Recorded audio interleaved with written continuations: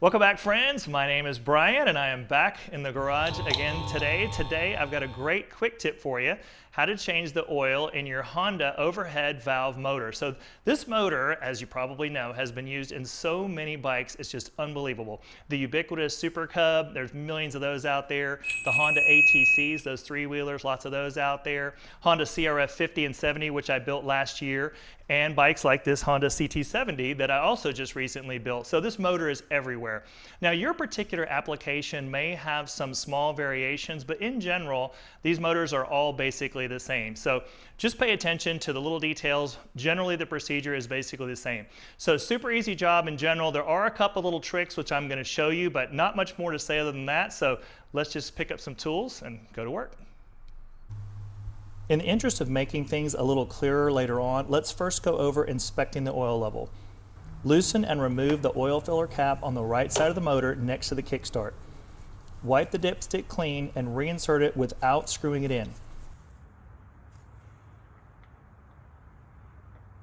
Level the bike.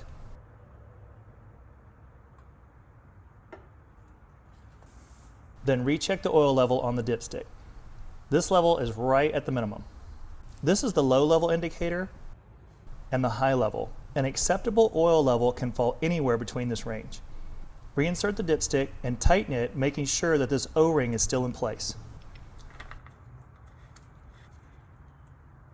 Now this part is tricky. Under the motor there are two bolts. This is the oil drain and this is for accessing the timing chain tensioner. Make sure to remove the oil drain, which is the larger bolt located on the right side of the motor below the clutch cover.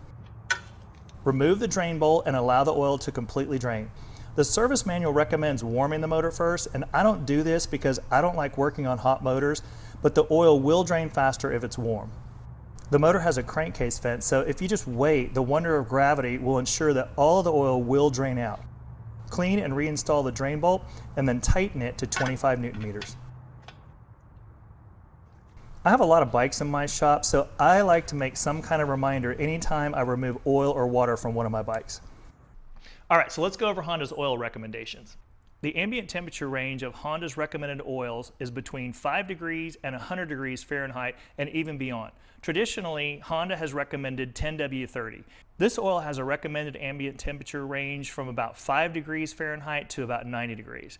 The 20W oils, 50 and 40, are recommended for super hot climates, and I'm using 10W40 because where I live in Texas, it's hot as hell, and we routinely have riding days that are well over 100 degrees. Once you've settled on the type of oil that you're going to use, the next little trick is determining which volumetric unit that you're going to use to decide how much oil you're going to put into the crankcase.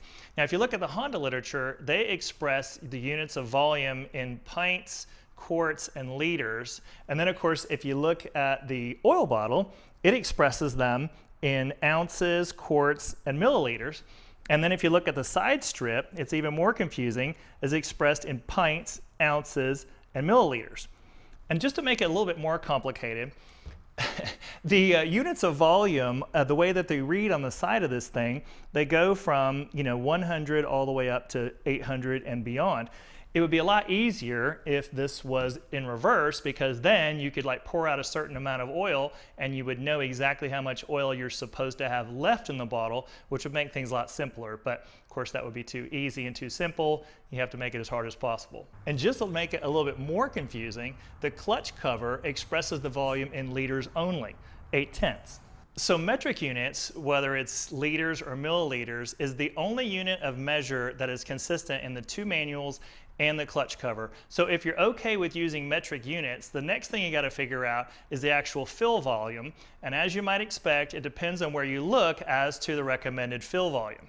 In the CRF service manual, a distinction is made based on draining, meaning the oil change, specifying a volume of 6/10 of a liter, and disassembly where 8/10 is recommended.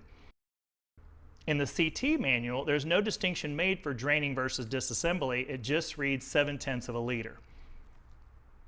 And then, of course, if you remember, the crankcase read 8/10 of a liter. So it's by no means clear how much fill volume you're supposed to use. So I am going to share with you the way that I do it. It's not the only way that you can do it, but to me, it's the simplest way.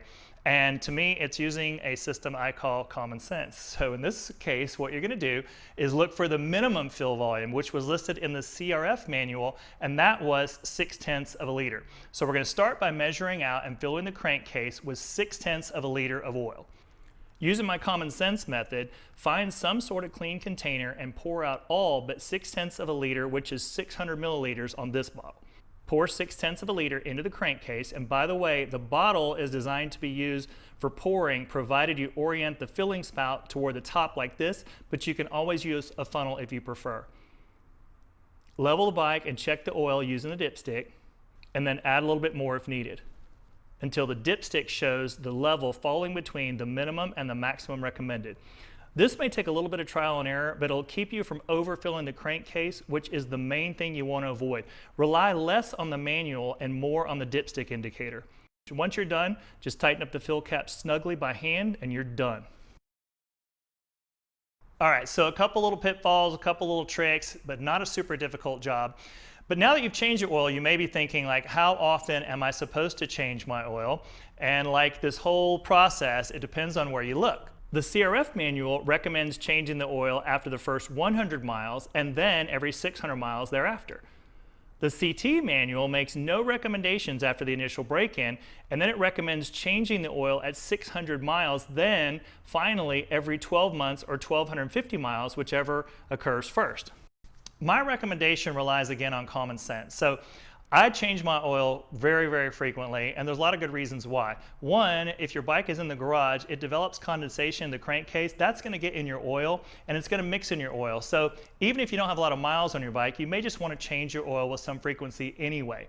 Another thing too, it's a very simple job, and because of that, it's something that to me, it doesn't hurt to just do it more frequently. On my CT70, I don't think I had more than 25 miles on that bike before I changed the oil. So if that gives you any idea about how I feel about changing the oil, you can take some advice from me or not, it's up to you.